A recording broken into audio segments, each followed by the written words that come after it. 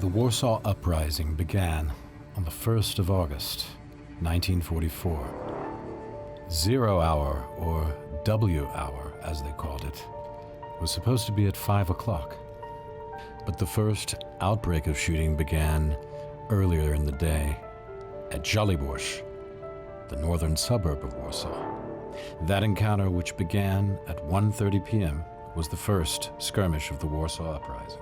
As the saying goes, much has been written. Was it a good idea? Was it launched at the right time? Were there other opportunities? You may well ask.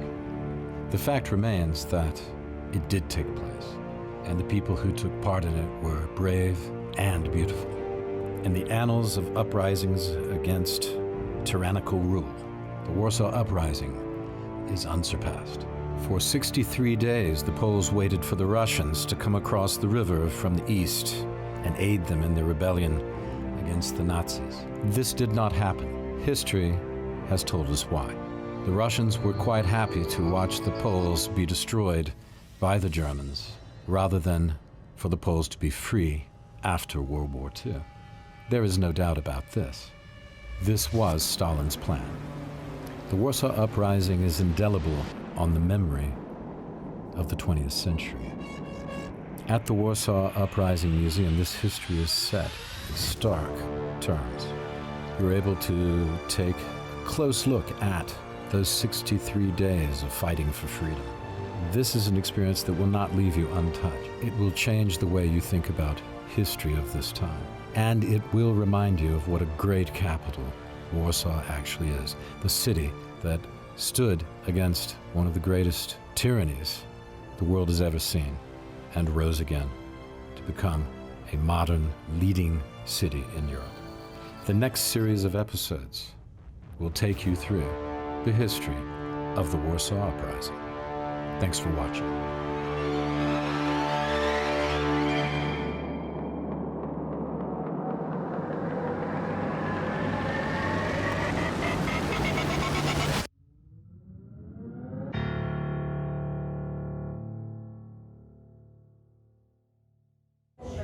Hi, I'm Ola, and we are back at the Warsaw Uprising Museum, and I'd like you to see something special. This is the Heartfire Museum, which beats exactly 63 times a minute to commemorate 63 days of the Warsaw Rising.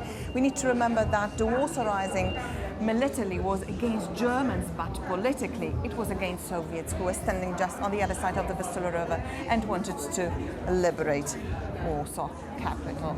But they eventually never did it when we were here during the Warsaw Rising.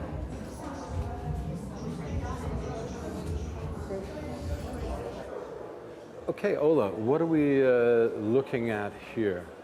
Well, I'd like to show you insurgent armbands that were worn by the participants of the Warsaw Rising. They wore them on the right armband all through the time of the Warsaw Rising. Of course, we need to remember that these armbands are in the color of the Polish national flag, and white evokes freedom, purity. Red, this is martyrdom, blood, so Polish national flag is very, very symbolic, yes? We need to remember that after 5 years of very difficult terror imposed on our community, finally we are allowed to plant our national standard in the walls of Warsaw. So we are so happy that finally we are free, yes? And in fact, those 2 months of the Warsaw Rising were the only 2 months of freedom in between 1939 and 1989. So imagine how hilarious, yes, it was for us.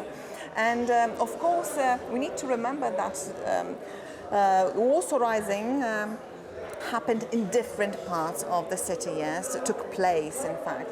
Our positions were encircled by Germans. Some houses would be attacked many times by German units, and the problem was that Hitler asked SS units to finish off the Poles here, so many outlaws, criminals, rapists were shackled up here and fought here for a promised pardon. So, So they emptied their prisons to fight here. yeah, so Interesting. I hadn't heard that. So Yeah. scenes of barbarity. So Yeah. it truly was a criminal enterprise. Yeah, What the Nazis did. Yeah. Unfortunately, and it's not that well known still, even in 2019. I read about it. I read a lot about the uprising, Just but not as much as you, of course. But I had never read that. Yeah, so we need to remember about that because piles of corpses would reach up to the second floor. Yes, everything was burnt on the stop, not to leave traces behind, but traces left behind. And for example, after the war, we found 12 tons of human ashes lying here inside the city of Warsaw. So imagine, even nowadays, when we construct something, we come across human ashes. So in a sense, you might say that the city had become a sort of bizarre concentration camp of its own. Yeah, unfortunately. I had never thought about that, but when you put it this way, That was indeed. and here they are. One thing I wanted to say was, I wanted to bring out was we said before they didn't have uniforms, but they had the armband. That was the uniform. That's what united. You could tell who somebody was with the armband, right?